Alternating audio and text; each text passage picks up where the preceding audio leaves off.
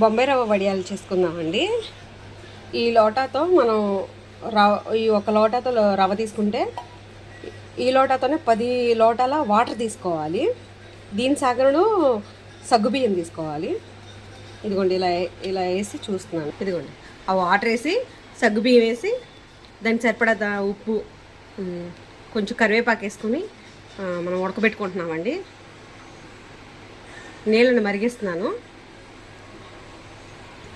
ఆ మరిగేలోపు కొంచెం సరిపడినంత అల్లం, పచ్చిమిరకాయలు, జీలకర్ర,